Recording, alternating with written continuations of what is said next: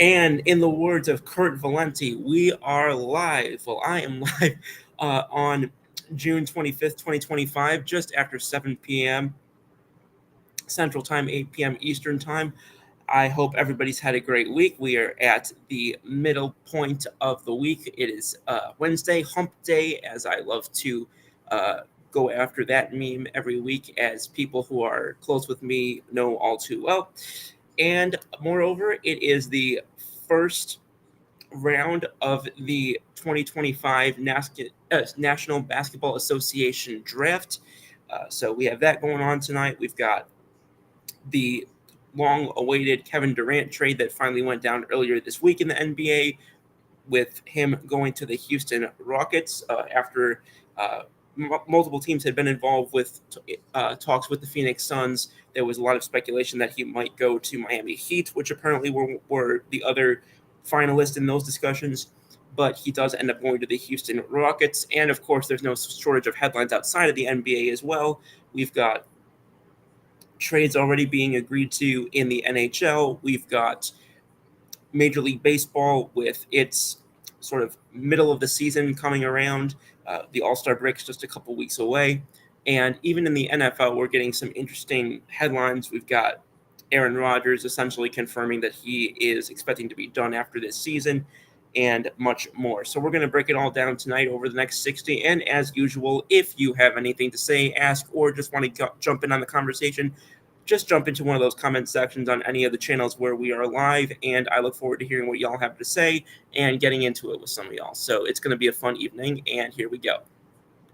With that all being said, I'm going to start and as the NBA draft is going in progress, when those picks go live on the television, I will put them in here as well. I will share them in here as well. In the past, I have at times, as people watching this network know all too well, I have at times accidentally jumped the gun and sent the picks a little bit before I realized that they were on the live television. I don't know how that actually happens, but I am actually watching live on the television feed right now. So in case anybody is not seeing it in real time, I will not, or is watching it in real time, I will not spoil it for you. That being said, the pick is now in for the Dallas Mavericks. There's a lot of speculation that this is, or almost seemingly foregone conclusion that this is going to be Cooper Flagg out of Duke. So we'll see if that's the case. the Chiron for the television just pulled up what the needs are for the Dallas Mavericks, and it just the first one that comes up with it just says health, which I think a lot of teams could relate to that, but. And obviously, the Mavericks are considered to be, I don't know if I would say controversial in the sense of having the number one overall pick, but there were a lot of people who weren't too thrilled about them winning the lottery in the wake of them making the what is still controversial Luka Doncic trade with the Los Angeles Lakers. So we will see if they go the chalk pick, as everybody seems to expect. But yeah, and it was funny because I talked about this a couple of weeks ago on What's the Scoop on my weekend show, and I watched both draft lotteries this year. I watched the NHL draft lottery. I watched the NBA draft lottery. For those who are interested, the NHL draft is in a couple days. But I just love the way that the NHL draft lottery was run this year. I love the fact that not only did they do the ping pong balls in real time and in front of everybody, but they also had the combinations available online for you to look at. They had as each ball was drawn, they kind of drew the ping pong balls separate from one another timing wise, and as each one got closer and closer, it would show the teams that still had the chance at the top pick, and the number that if that number was drawn would warrant that team getting the top pick. So I love the transparency with which the NHL ran it this year. And I hope that other leagues like the NBA choose to adopt that henceforth, because I think that it was fun and engaging for the fans. It was great for transparency purposes. I think fans would have loved to see that this year, because obviously we've got this situation with the Mavericks. We know what people have alleged in the past that has happened when teams like the Cavaliers, after losing LeBron, get the top pick. As a Pelicans fan, I'm not 100% sure if this was something that was nefarious, if New Orleans would have been the team that the NBA would have rigged, if you want to say, for Zion to go to in 2019, but who knows? We've got on kick, we've got Lily Leo 12 jumping in saying, hi there, how's it going? How you doing, Lily? Hope you're doing well, and thanks for joining us tonight. Excuse me. That being said, I'm going to talk real quick about a couple of... Oh, hang on a second. We got the pick coming in right now for the Dallas Mavericks, and then I'll get back to what I was saying. We've got Commissioner Silver at the podium right now. Yep, and it is, in fact, Cooper Flagg out of Duke being the number 1 overall pick. The second pick also is now San Antonio. That is expected. There's a high expectation of who that will be as well. And then I would say third and fourth, there's some consensus to that, though not nearly as much as the top 2 picks, and then obviously kind of falls off from there once you get into the sort of 5 range and on. So we'll see how that transpires, but that's where we're at right now. But let me put that back up. But I'm going to jump into a couple of things, non-NBA related real quick. Just I found it quite interesting over the last couple of days. We talked last week a little bit about the teams that were expected to be sold. Obviously, we're kind of getting into trade season now. We obviously know what happened with Rafi Devers. But there's a lot of people who have been looking at this thing. They've been looking at the Yankees. I'm going to jump in on them real quick. And obviously the Yankees, after starting incredibly hot this year, have fallen a little bit, not too badly from my vantage point, but definitely fallen about 5 games in the, not in the standing, but in the lead in which they had in the American League East. So that was something that a lot of fans have been up in arms about. I've been engaging with people, both friends and in social media world, if you want to call it that, the X-verse, because it used to be called the Twitterverse. And this is a disagreement that I was having with a buddy of mine earlier. And we were talking, because he was talking about runners in scoring position, and he was talking about how the Yankees have been struggling with that, which there is no disputing that that's the case, obviously. In fact, in extra innings this year, they've got horrible numbers. They're batting at .063 with an OPS under 300. I didn't even know it could get that low, to be honest. In extra innings this year, 32 at-bats, only 2 hits, and only 2 runs scored. So definitely that's been a bugaboo for them. And that is one area where, people say that, there's a sort of disrespect for fundamental baseball, or a breakaway from fundamental baseball. And that is one area in which I will, like talking about like bunting, for example. There's a lot of data and information out there now that indicates that bunting typically hurts your chances of scoring. It doesn't help them as much as you think, just based on, the creation of presumably an out, obviously, and also the added risk of hitting into a double play. But all that being said, that with you have the, as they call it, the Manfred man in the second on second base, and having him go with an automatic runner starting in the extra innings. I do think that bunting the guy over, presumably, and having a runner on third with 1 out if you do it right. I do think that makes a ton of sense, and that is something I do think the Yankees need to do more. That is one area in which I think that bunting should still be implemented and should still be regularly practiced and prevalent within the game.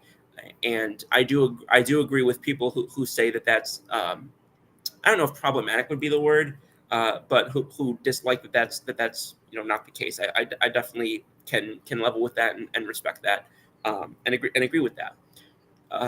But we were talking, and runners, and the Yankees have been struggling with runners in scoring position, and there's been a lot of players who have taken a lot of flack the past few weeks. A couple of whom have been Aaron Judge, which, if you look at any numbers, whether it's in high leverage, whether it's with runners in scoring position, Aaron Judge continues to be one of the best in baseball at that this year. So whatever you want to say about him struggling in the postseason, fine, if you want to bring that up.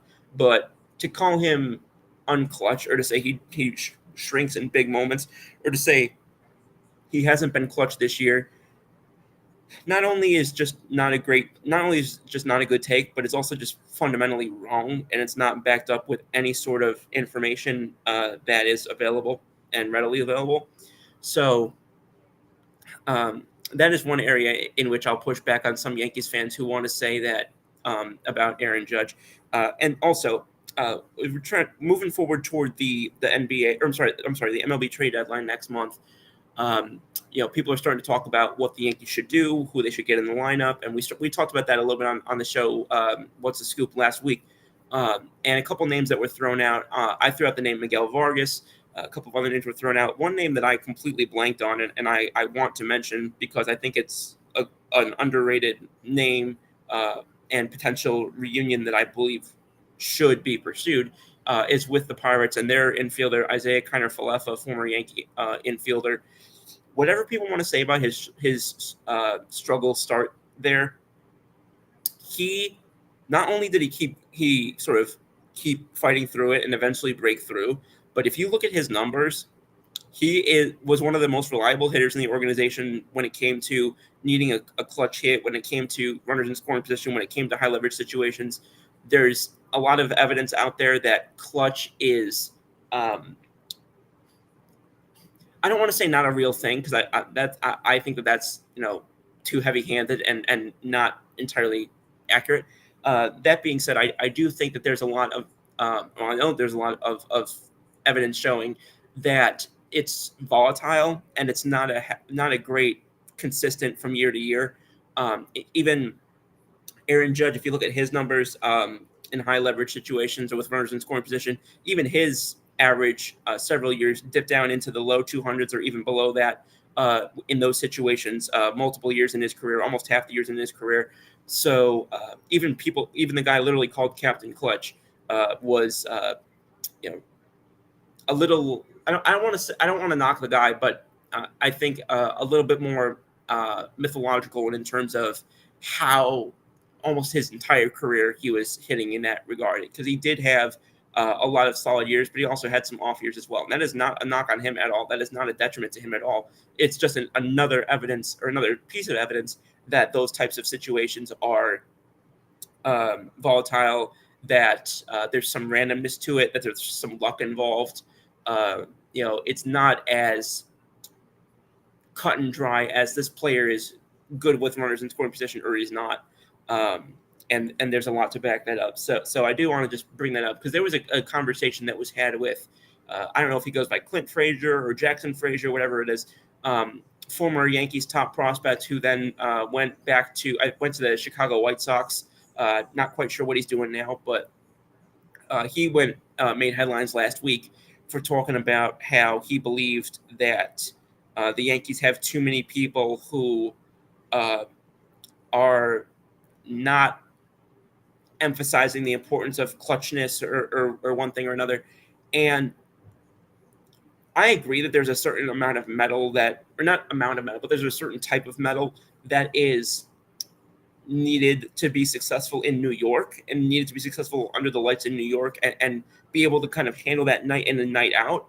But to bring it down to as niche as so-called clutch situations with runners in scoring position or high leverage situations, when those sample sizes are going to be so limited, and there's so random is kind of strong of a word, but there's an inconsistency with that from year to year, and even from part of the season to another part of the season. So I think those numbers need to be taken with a little bit more of a grain of salt than they are taken with at times. But again, just my vantage point on that. The San Antonio Spurs have made their pick. It is Dylan Harper, the guard. That was their expected pick as well. So we've got now that locked in at the same time. We've got now number 3 pick coming up. It is the Philadelphia 76ers. They've been in talks to potentially trade this selection, but as of right now, they are expected to keep the selection from what I heard prior to the draft. And coming back to that, because the 76ers, I think, is a perfect time to bring this up. There was some controversy. There was some back and forth last week, or in the past week, I should say, regarding one of the teams, or rather one of the draft's prospects, particularly involving the 76ers. It is Rutgers Ace Bailey. He's an 18-year-old prospect out of Rutgers. Has played at the 2 and at the 3, shooting guard and small forward. Actually, a teammate of this selection right here that just went to San Antonio. But there's been some controversy with him because there's been this prevalent narrative ever since a publicized workout was canceled between him and the Philadelphia 76ers.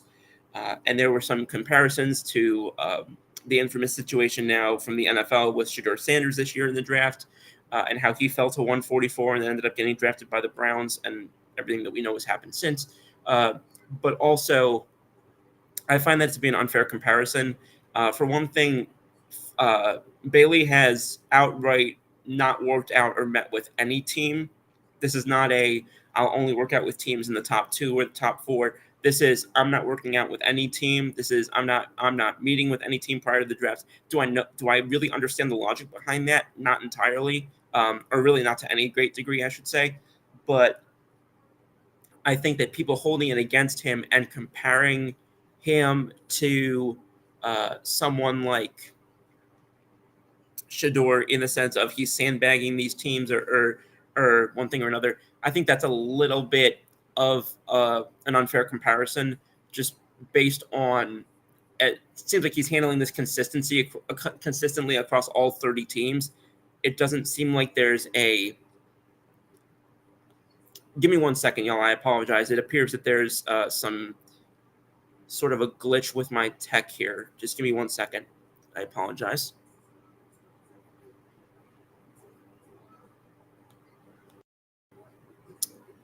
Okay.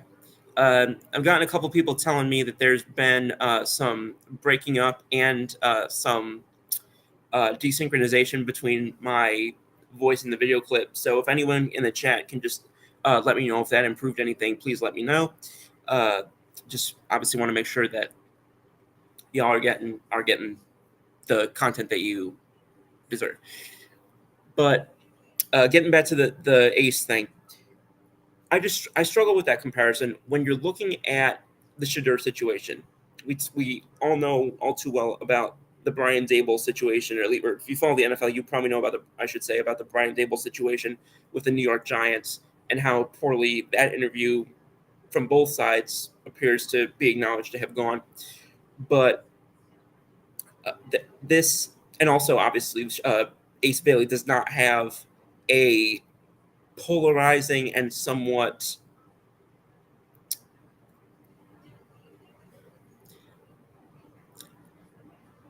I would say almost LeVar Ball-ish type of figure in his pre-draft process in his family, I would say. I think that's probably the best comp that I can make, since I feel like some people have called him toxic, and I think that's a little bit unfair. But I think also I don't think he helped his son's draft stock at all, and I don't think he helped his son's pre-draft process at all.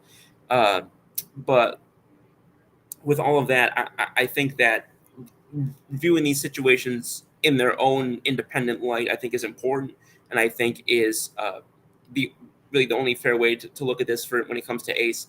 I had this happen where he didn't work out with the Sixers, and then he goes and works out with, let's say, San Antonio, or goes and works out with, for whatever reason, Dallas, even though it's been almost entirely expected throughout the way that they were going to take Cooper Flagg.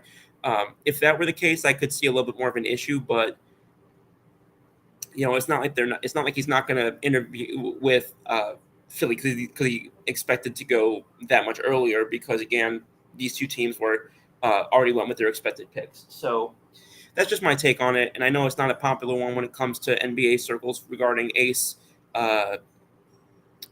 Regarding Ace Bentley, but I don't think that there's a ton of evidence here that this is some sort of ego trip, or that this is some sort of heavy-handed trying to forces. And I think it's also it's specifically important to note, based on how many times we've seen in recent memory over the last few years, players kind of force their way either out of teams or two specific teams.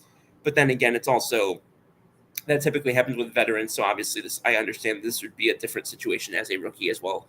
I do acknowledge that. Mr. Burns, watching from Cedar Hill, Texas. Cedar Hill, Texas. Mr. Burns, I hope you're doing well. And moreover, as long as you're on here, I want to also acknowledge for you and everybody else up and down the East Coast who's dealing with it. I hope everybody has been safe and relatively healthy and comfortable in this heat wave, this heat dome, as they're calling it, that is, sort of been prevalent up and down the East Coast over the past, what's growing on a week now.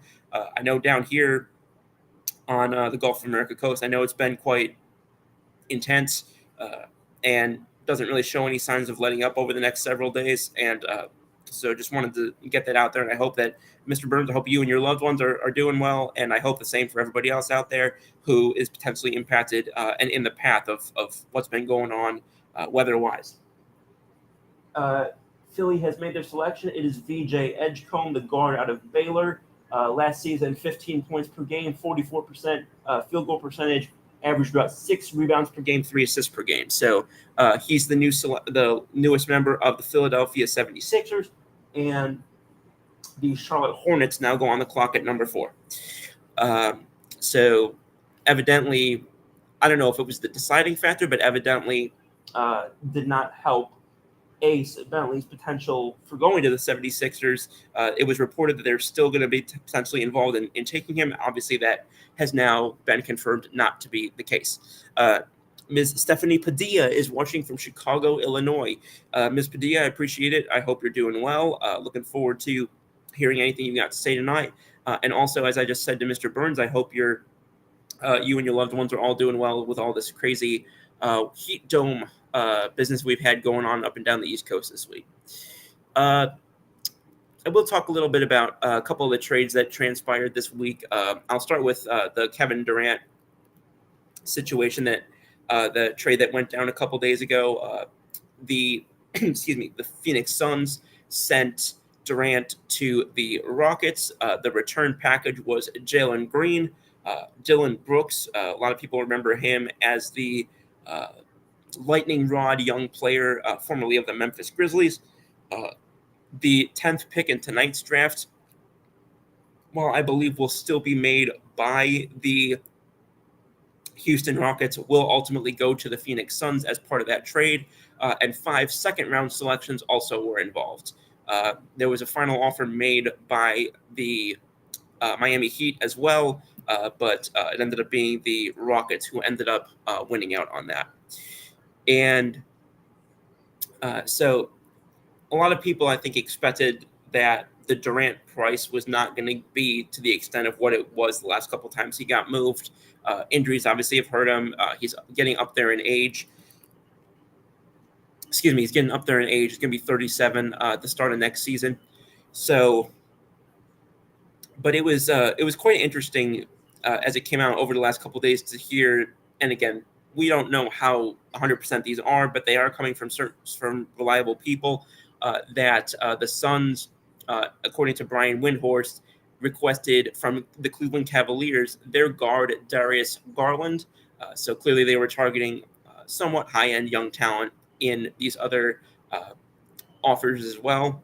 There was an offer floating around that I don't know if it was ever confirmed, but from the Miami Heat that involved the 20th pick and a couple of their young players that a lot of people were surprised that Miami didn't take. Pat Riley got some consternation from fans for not making that move, but we'll see how it pans out. Obviously, Pat Riley has done a significantly impressive job for the most part over his time in Miami, so we will see how that ends up.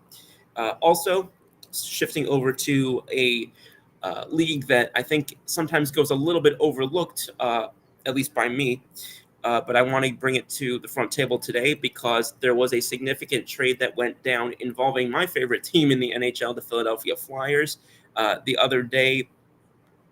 Sort of the sequel to the infamous Cutter Gauthier saga from the last couple seasons.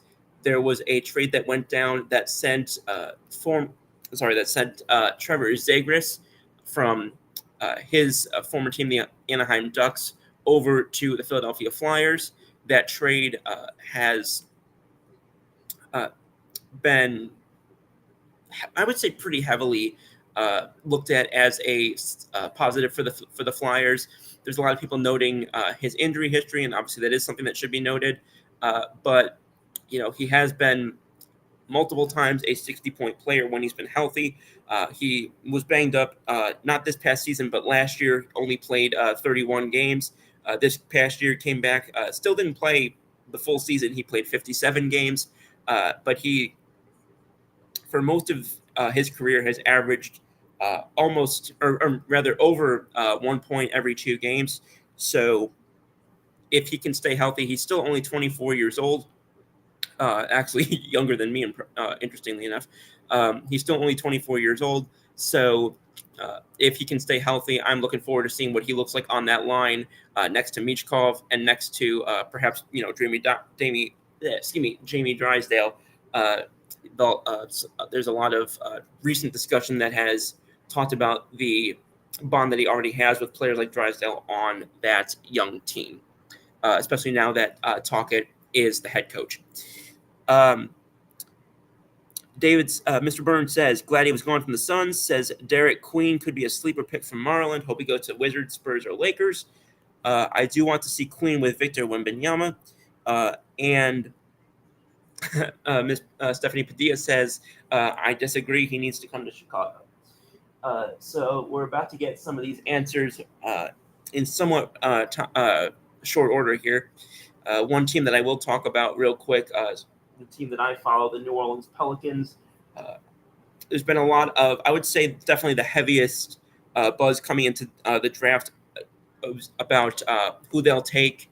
It was kind of a consensus player in that range, but there's a lot of reports and a lot of back channel buzz that they're going to be zeroing in on him is former Duke player Kamon Malawach.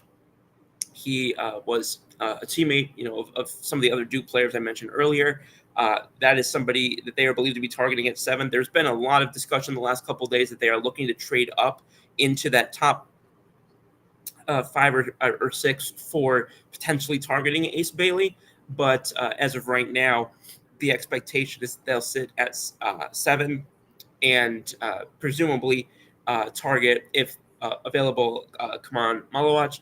But a couple of the other more consensus, I use consensus with an asterisk because it's kind of hard to get a consensus once you fall out of that top 5 or so. But Jeremiah Fears and Con Nupel are 2 guys who are also being looked at as guys to potentially look for the Pelicans to go after. Fears is a guard out of Oklahoma. He's going to be only 19 later in October. He's 6'3", 180, and excuse me. He started 31 of 34 games, averaged 17 points, 4 rebounds, 4 assists, and almost 2 steals in over 30 minutes per game. And his shooting splits were 43, 28, and 85 on about 12 attempts per game and about 6 free throw trips per game en route to SEC all-freshman team honors, according to his profile on NBA Draft Prospects, that the NBA website's Draft Prospects portal. Oh, speaking of non-Nupel, we just saw him go to the Charlotte Hornets here at number 4. So we can scratch what I just said about him being a potential target for the Pelicans. So now the Utah Jazz come on the clock, and we'll see what they end up doing here at number 5 if they keep this selection. This was another team that was in some trade rumors, so we'll see how that unfolds. Going back to the Flyers real quick to finish that discussion, Zegras, as I mentioned, going to the Flyers from the Ducks. The return involved Ryan Poehling. It involved also a 2025 second-round draft pick in this coming weekend's drafts, and also a 4th-round selection next year. So there's been a lot of excitement in Philly around that trade. There's been comments that came out from Coach Tocchet earlier. It was either earlier today or yesterday, saying that they would, quote, he was quoted saying they would be idiots to not try Zegras and Michkov on the same line. Said we'd be idiots not to explore it and talk about it and try to manifest it where it can work. Can it work? I don't know. Michkov and Zagreus are both puck-dominant players with some defensive warts in their games, but given their combined skill level, it's possible they would create offensive magic together. So, obviously, as a Flyers fan who has seen his fair share of poor offense the last couple of years, I obviously hope that would be something that they could be able to potentially make positives out of, but we'll see how it shakes down. And also for the people who are waiting for an update on the Yankee game, top of the fifth, currently a 3-1 lead for the Yankees, according to the most recent score here. Although it looks like the Yankees just scored a fourth run. He managed to score. Ben Wright managed to score the fourth run, and it's now 4-1 Yankees over the Reds in the fifth inning. So, going to keep my head on a swivel as all these are developing in real time, and provide updates as we get them here. But also, and as long as I'm mentioning baseball, I want to get I'll address what happened in the last couple of days. For those who followed the saga in the Chicago White Sox Arizona Diamondbacks game involving Ketel Marte, where there was a fan who basically was harassing Ketel Marte from the stands over a very personal matter regarding the unfortunate early passing of his mother. That fan, I bring this up to say that fan has now not only been banned from Guaranteed Rate Stadium, but has also been banned from all stadiums in Major League Baseball. This was unfortunately the not the first incident that happened this year. Back in April, there was a fan at Progressive Field, I think it's still called, but the Cleveland Guardians Stadium, where Red Sox outfielder Jarren Duran was targeted for his own personal transparency and vulnerability on his own mental health in the past and stuff that he struggled with. A fan took that information and targeted him with it in poor taste, to put it incredibly mildly. That is a horrible disservice to what actually, what to the intensity that actually was there. Although I will take this opportunity to say, if you haven't seen his Netflix documentary, I highly recommend it. Whether you're a Red Sox fan, a Yankees fan, fan of neither team, I think that there's a lot to be taken from not only Jarren Duran, but from players like him as well. So I would encourage people to go and check that out if you have the opportunity to do so. And Ms. Padilla is following up and confirming, emphasizing the flag to the Mavs selection. So, pulling off of that, I'm going to go back a little bit. We were talking a little bit about, I kind of glossed over some of what was going on NFL-wise, because it's kind of that quiet time before training camp and everything that's been going on there. But there are a couple of big names that are still out there. The Steelers tried to get involved with Jalen Ramsey, but there's still a lot connecting him to the Rams. There's still not an agreement with the Bengals and Seymour Stewart, which has the possibility now that, and people very much considering whether or not they will decide he will decide to just ultimately not sign at all. So, not an entirely surprising situation. Definitely somewhat not highly precedented situation, but the Cincinnati Bengals have a certain reputation. Their ownership has a certain reputation, and this situation decides or tends to track in those steps for whatever anybody wants to make of that. So we'll have to see if this ultimately gets them to pivot from those tendencies. But as of right now, it appears that they're kind of digging their heels in a little bit. Update that came out of Major League Baseball as we started this show. One of the first commits to the MLB Home Run Derby in Atlanta, hometown Braves Ronald Acuna Jr. has said that he will participate in the Home Run Derby in his hometown. So Okay, I was talking about Ace Bailey, and here we go. We just saw Ace Bailey go off the board. The Utah Jazz at number 5 have selected Bailey, so he will not be going to the Pelicans or any of these other teams coming up, as he's now a Utah Jazz player. Just saying a Utah Jazz doesn't sound right. I don't really know how to connect that to a way to refer to somebody. So a Utah Jazz player, I guess I'll say. That doesn't roll off the tongue all that well. Mr. Burns says, fans need to watch what they say. Baseball players are human too. They aren't robots. I really appreciate you saying that, and I highly emphasize that. I'm as big of a trash talker as anybody, but there's a line you do not cross. You don't cross lines on personal levels, and you sure as shucks don't bring family into it, particularly family who unfortunately is no longer with that individual. And I found it really disheartening, not only that it happened, but that there were actually people who were defending the fan, basically saying that people say, were saying, fans need to expect it. He's making millions of dollars.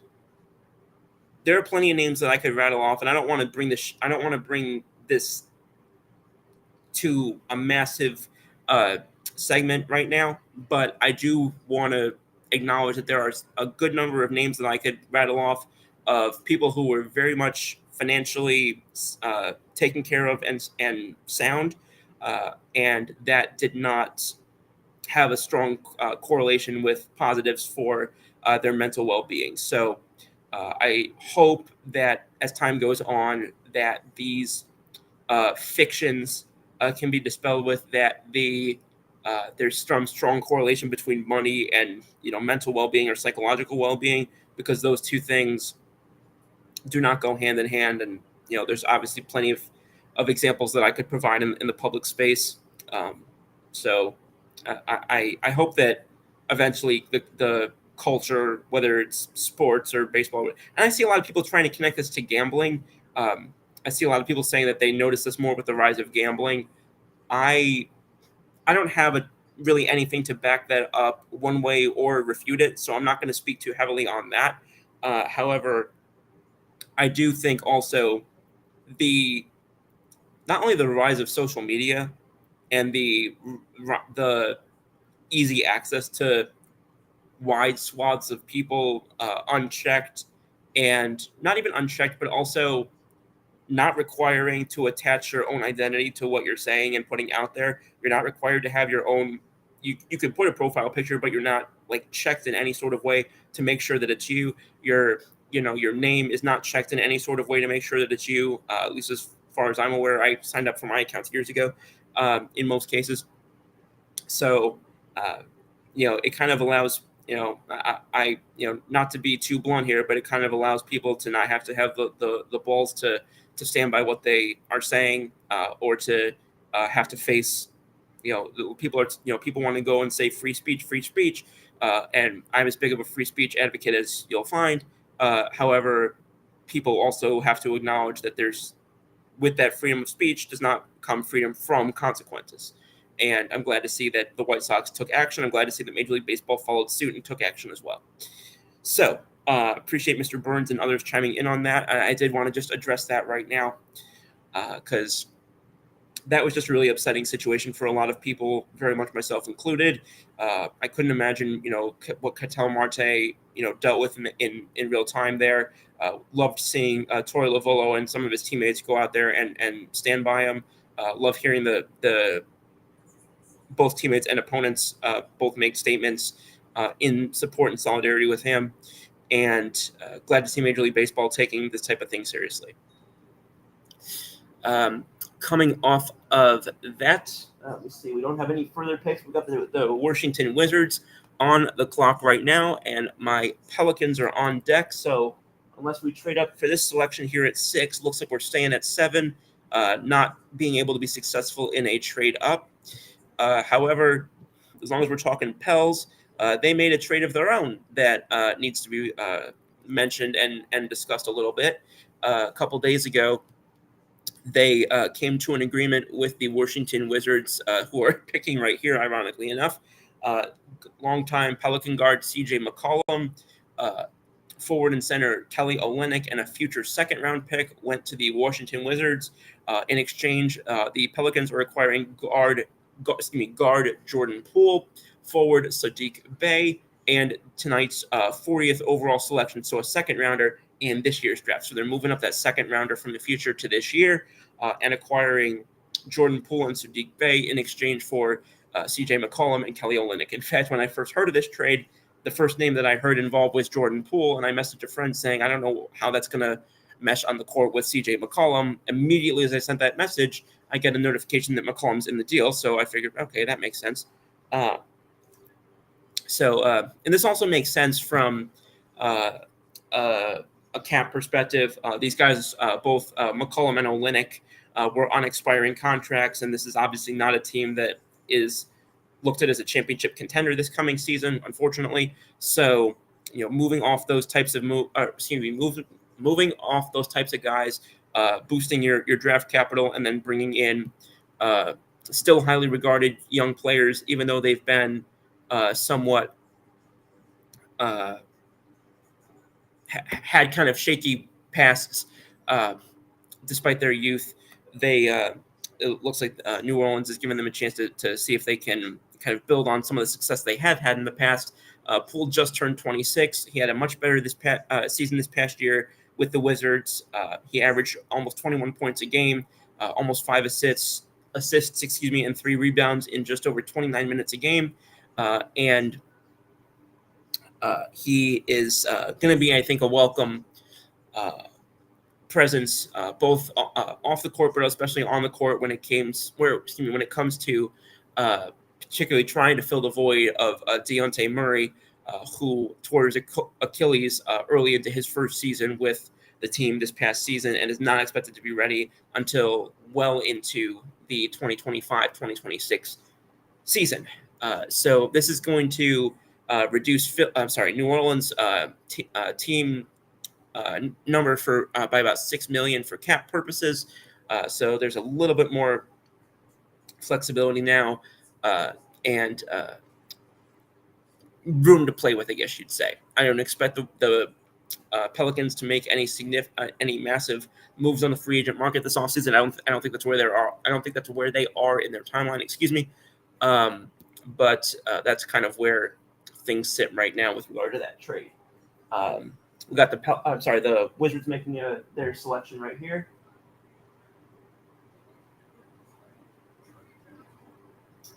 Trey Johnson is the newest member of the Washington Wizards, guard out of Texas. Let me double check. I can't remember. Is that somebody that was mentioned in this conversation up here? My apologies. The chat's being a little bit goofy. Okay, it was not. Mr. Burns says, I wanted Bailey to the Pelicans. Says, damn, Pelicans won that trade. What the hell Wizards doing?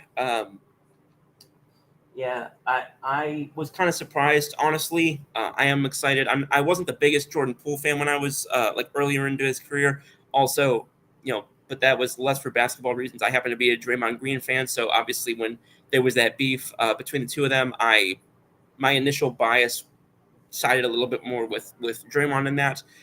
But I'm obviously very excited to see what he's able to pull off on the court. Ms. Padilla says exactly facts in response to Dave Burns. And there's we have a bot in the chat. So hello to Jay Costas. Hope I pronounced that correctly, if that is a real person. Speaking of trades within the NBA now, as we sit here and wait for the Pelicans to make their selection at 7, provided they don't trade out of this pick, which I hope that they don't since they already have 2 picks later on. Another team that's been moving and shaking quite a bit the last couple of days has been the Boston Celtics. Most recently, they made a 3-team trade sending Kristaps Porzingis to the Atlanta Hawks. There's also a second-round pick going to Atlanta. The Celtics, are getting George Niang and a second-round pick. And the Brooklyn Nets are also in this deal. They're getting this 22nd overall pick tonight from Atlanta and also getting Terrence Mann. So Boston really starting to make some moves. There's also conversations involving excuse me. Also, conversations going on right now that involve Jaylen Brown, potentially not clear how much they're actually willing to move him versus just not hanging up the phone if people call. But those are conversations that are happening. And also, Derek White, somewhat surprisingly, is also out there on the trade block as well. But the other move that has already gone down on that end for the Boston Celtics, this one honestly kind of surprised me a little bit more, was Drew Holiday. He was traded a couple days prior. He was traded by the Celtics to the Portland Trail Blazers. Anthony Simmons was kind of the key player going back over to Boston on that. But Drew Holiday, speaking as a former, knowing him as a former Pelican, he is somebody who I think is going to be missed in that locker room. He's somebody who's got a strong reputation both on and off the court as a leader, and I was kind of surprised to see a team that seems to be priding itself very much on character and intangibles and nucleus. I was kind of surprised to see that, and also coming out in the aftermath that Drew Holiday is not happy that he was basically more or less. I don't know if a salary dump is considered is a proper term, but a move that definitely seems to be motivated by finances is what I'll say to say the least. The trade also sends 2 second-round picks to the Celtics to kind of round that out. Still 2 minutes on the clock for New Orleans. No pick in yet. We got Trey Johnson talking on the interview right now. The Rays in Major League Baseball, this was something that just came in, according to Ken Rosenthal. The Rays officials have had preliminary conversations with the league office about how they'd handle potential home playoff games. He writes that it's possible the league will consider Steinbrenner Field satisfactory for wild card and division series, but also push for a change in venue if the Rays get beyond there. So that's kind of interesting to me. There's a strong push from a specific group to purchase the Rays from Stuart Sternberg and commit to keeping them in Tampa Bay, kind of similar from my vantage point to what Terry Pagula and others did in Buffalo with the Bills about a decade ago, when there was a lot of controversy over whether or not they'd relocate to Toronto, with somebody like a John Bon Jovi potentially taking over. Looks like if this ownership transfer happens, as currently reported, it appears that the Tampa Bay community can look to retain their Rays. I don't know if I would say their beloved Rays based on their attendance numbers, but their Rays for at least the foreseeable future. Mr. Burns says the Wizards have about $100 million in cap space in 26. They're going after a big fish if they can land one. Poole probably loving life now that he's leaving that dumpster fire. I mean, I don't know how much of a well-oiled machine I would consider New Orleans at this point just yet, although I do like the acquisitions of Joe Dumars. I do like the hiring of Troy Weaver.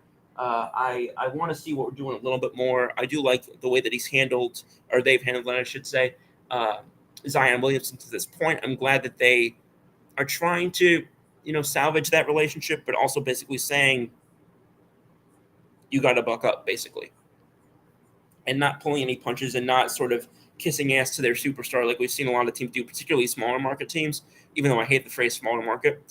I'm glad to see that they're not doing that and kind of capitulating to him the way that we've seen particularly smaller markets or smaller market teams do with their superstars.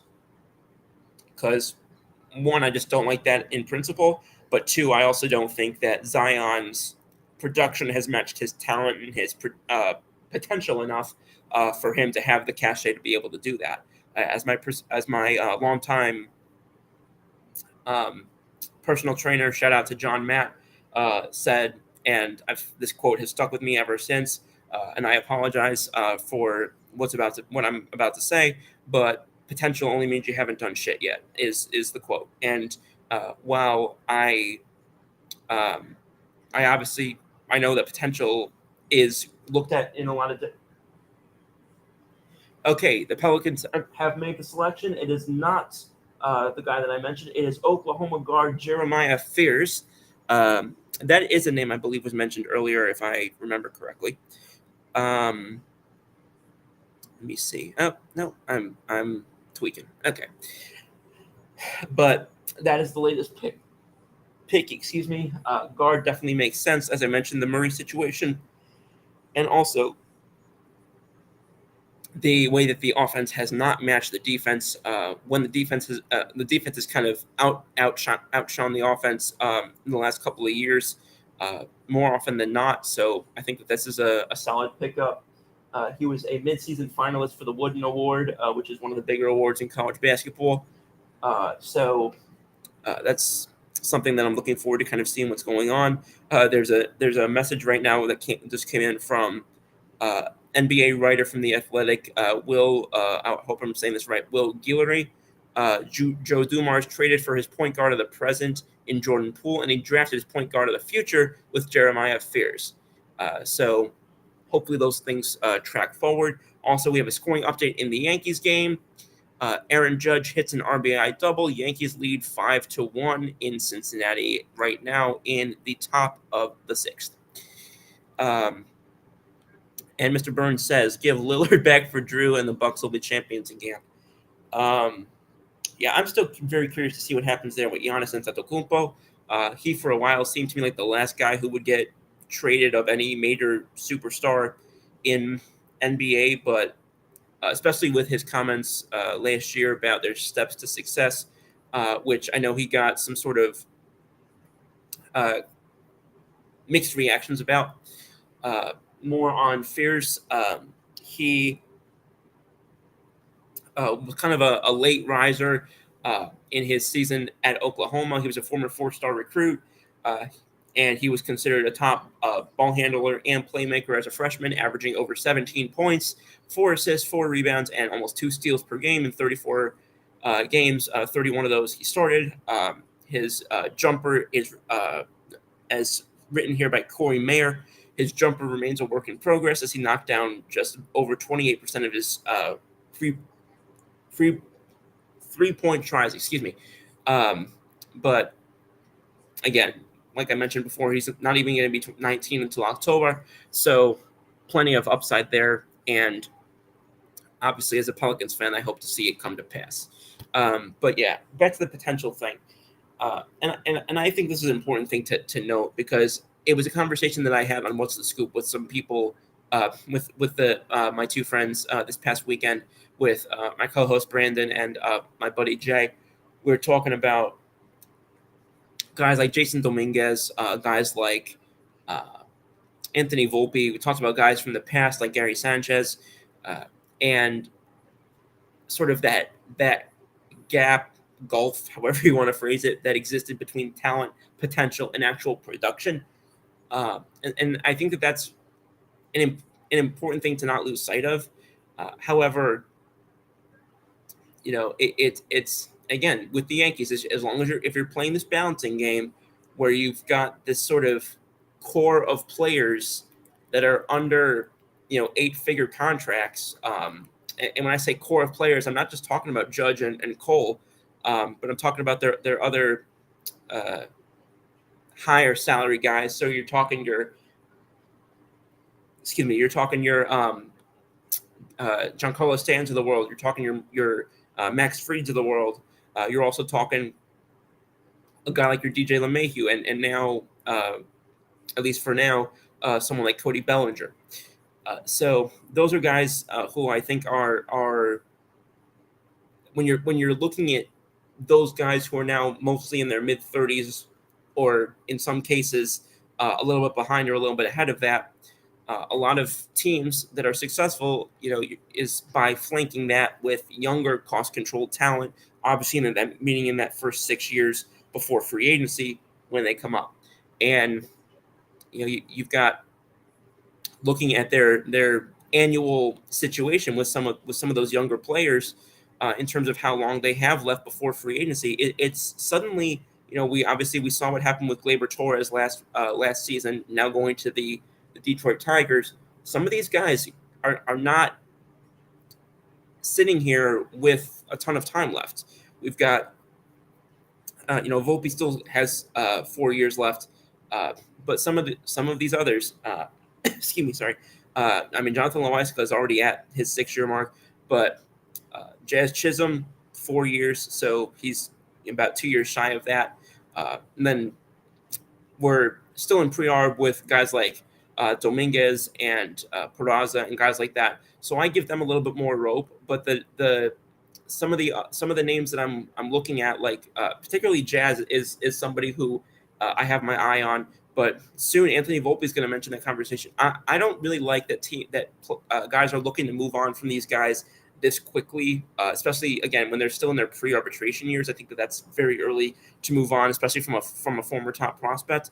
But at the same time, again, like I said, when you've got that many guys that you're paying 8 figures to, and presumably going to favor them for playing time, if only on that basis, which I think is a horrible basis on which to make your playing time decisions.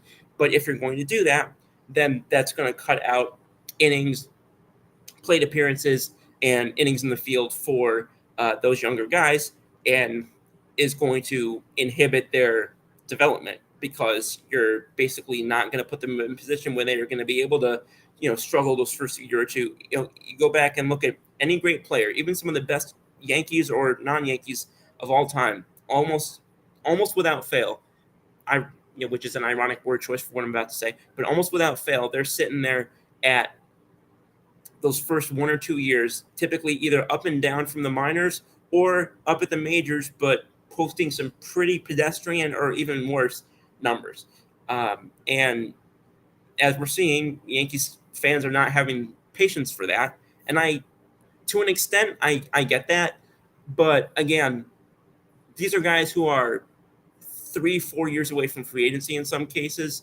So it's hard for me, especially again, knowing what they were billed as and knowing what the scouts, projected them as. I think that is a bridge you got to be really careful how you walk. Brooklyn has now made their selection.